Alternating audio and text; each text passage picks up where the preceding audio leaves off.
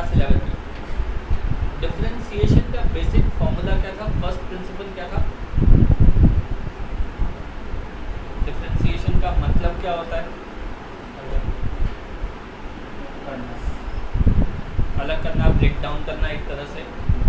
ddx again ddx का starting में formula क्या देते हैं कि कोई भी फंक्शन अगर y है as some function of x, हम लोग x के अंदर एक छोटा सा चेंज इंट्रोड्यूस अगर करें, सपोज x का वैल्यू चेंज होके x प्लस h होता है, then y will change to f of x plus h। तो y में कितना चेंज आया? f of x plus h minus f x, this is what is del y और change in y। Okay, now change in y by change in x, ये ratio कितना हुआ? x में देखो h का चेंज आया था, है ना, और y में इतना का चेंज आया। तो ये दोनों चेंज का रेशियो अगर निकाले, that means f of x plus h minus f x by h। Okay, so this is a change in y corresponding to a change in x, right? Now derivative means we are measuring this change under the condition that the change in x is very very small. Okay, that means dy dx जो है, this is limit h tending to 0, change in x is very very small. Okay, del by del x, ज़्यादा जिसको यहाँ पे पहले del x tending to 0 लिखते हैं। तो अब ये कंडीशन यहाँ पे पुट करने से हो जाएगा limit h tending to 0 f of x plus h minus f x by h, right? तो इन अ वे डेरिवेटिव का मतलब हम लोग ये लिमिट वर्कआउट कर रहे हैं, है ना, जस्ट लाइक नॉर्मल लिमिट का इतना सम जो किए हैं वैसे ही। नाउ ये लिमिट एग्जिस्ट कब करता है? कोई भी लिमिट कब एग्जिस्ट करता है? जब LHL और RHL इक्वल हो, लेफ्ट हैंड लिमिट और राइट हैंड लिमिट इक्वल हो। तो यहाँ भी वही प्रॉपर्टी, वही कंडीशन अप्लाई होगा।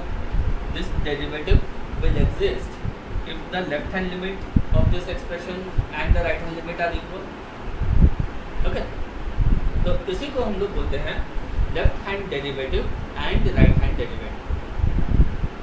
ओके, तो अगर ये दोनों लिमिट्स एग्जिस्ट करें, that means this limit will exist and we say function is differentiable at this particular point x। Okay, और इसी का वैल्यू को हम लोग डिफाइन करते हैं f डैश x और डिवाइड dx। ओके, तो एक तरह से लेफ्ट हैंड डेरिवेटिव हुआ lxt, और इसको शॉर्ट में ऐसे l f डैश x भी लिखते हैं। So this is limit h tending to 0 minus f of x plus h minus f x by h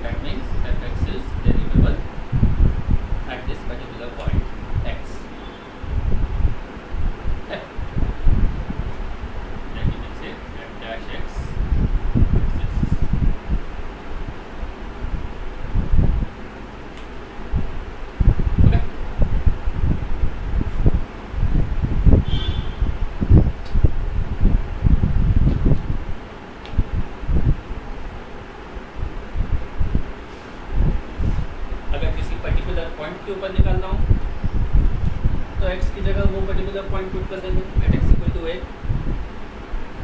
ठीक है। तो a plus x minus f a by x हो जाएगा फॉर्मूला। इसका एक ऑल्टरनेटिव फॉर्मूला भी हो सकता है एफ डैश ए, इसको ऐसे भी लिख सकते हैं, this is equal to limit x tending to a f x minus f a by x minus a. ये और ये फॉर्मूला सेम ही है, मतलब फॉर्मूला में दोनों का रिजल्ट सेम ही है, खाली ये फॉर्मूला लिखने का तरीका बस अलग अलग है। ओके, तो एग्जाम में या कहीं पे इस तरह का टर्म आ जाए तो मतलब घबराना मत, ये और ये सेम चीज़ है।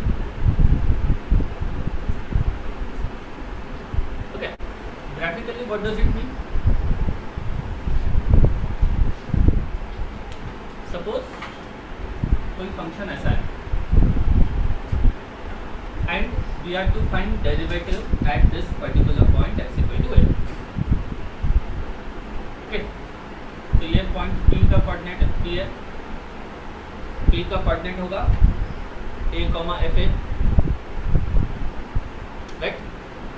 Now when we say right hand derivative, इसका मतलब ये हो रहा है कि we are considering on the right hand side of P any particular point let's say Q। तो P और Q को ज्वाइन करें, then we will get PQ क्या है, एक तरह से chord of the curve है जिसका दो पॉइंट्स को ज्वाइन कर रहा है। तो change in y by change in x, change in y हुआ ये, चेंज इन x हुआ ये, del y by del x। तो del y by del x एक तरह से क्या देता है,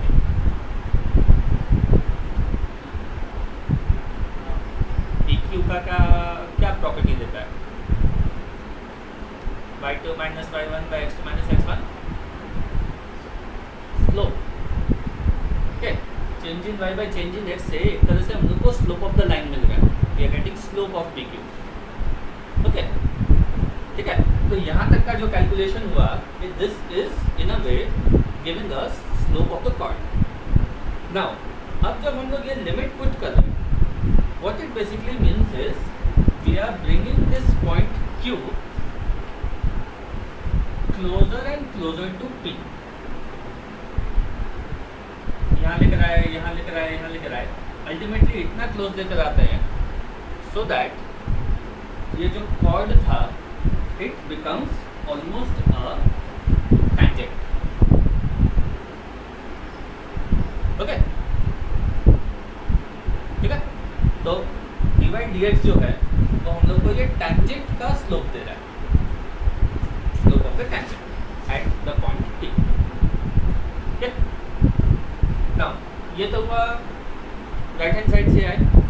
सिमिलरली जब हम लोग लेफ्ट हैंड डेरिवेटिव वर्कआउट कर रहे हैं, एक तरह से we are considering another point on this side of the curve, so let's say यहाँ पे r, उसको भी जब P से ज्वाइन करेंगे तो एक और कॉर्ड मिलेगा del y by del x, उसका भी हम लोग को टेंजेंट देगा, स्लोप देगा।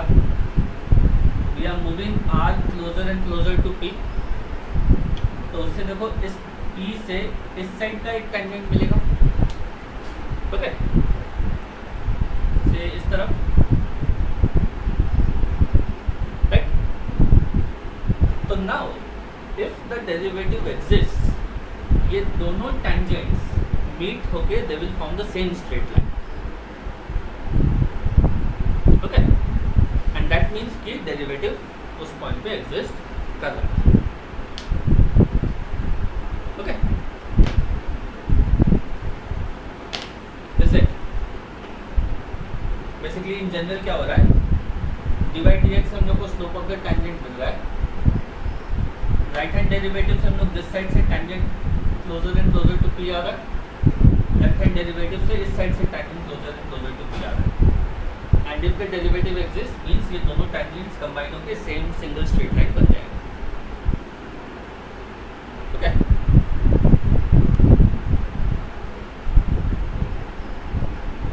ठीक है, क्या? और अगर ऐसा कोई एग्जांपल हुआ जहाँ पे नहीं कर रहा। फॉर एग्जाम्पल लेट्स से कोई कर्व ऐसा आया इधर और फिर सडनली ऐसे टर्न हो गया इस पॉइंट पे, ठीक है। तो अब यहाँ पे देखो क्या हो रहा है, इधर से जो टेंजेंट आ रहा होगा जस्ट बिफोर भी वो टेंजेंट इस डायरेक्शन में होगा, राइट, ऐसे ऊपर की तरफ। इस साइड से जो टेंजेंट आएगा वो ऐसे आएगा and at the point of intersection वो कुछ ऐसा होगा इधर। सो व्हाट डू वी सी, दोनों टेंजेंट्स कोइंसाइड नहीं कर रहा, तो वी विल सी कि यहाँ पे left hand derivative right hand derivative same नहीं आएगा and the function is not differentiable at this particular point. Okay, ठीक है,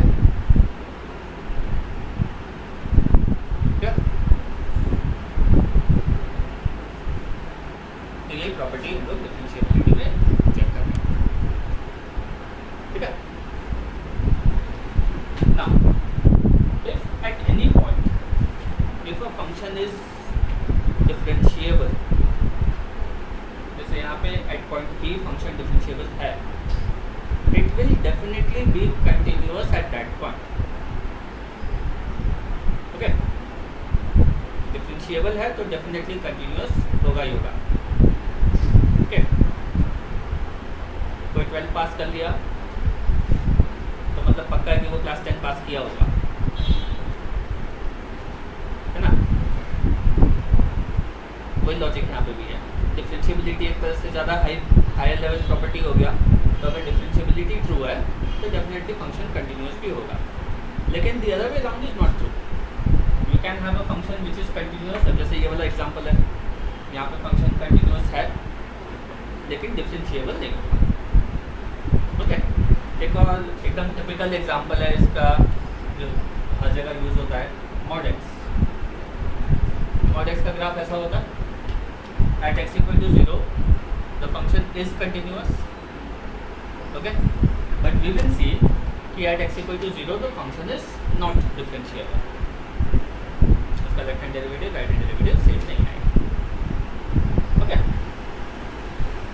क्लियर। तो यहाँ पे हम लोग का टास्क यही है कि वी इवैल्यूएट दिस लिमिट, और लॉजिक जो काफ़ी कंटिन्यूटी में जो लॉजिक किया वो सारा सेम ही है। अगर फंक्शन का डेफिनेशन चेंज हो रहा हो, लेस देन 5 अलग है, ग्रेटर देन 5 अलग है, तब left hand derivative right hand derivative अलग अलग वर्कआउट करेंगे, और अगर नहीं है सेम ही फॉर्मूला है तो फिर एक बार में डायरेक्टली ये लिमिट फाइंड आउट कर सकते हैं।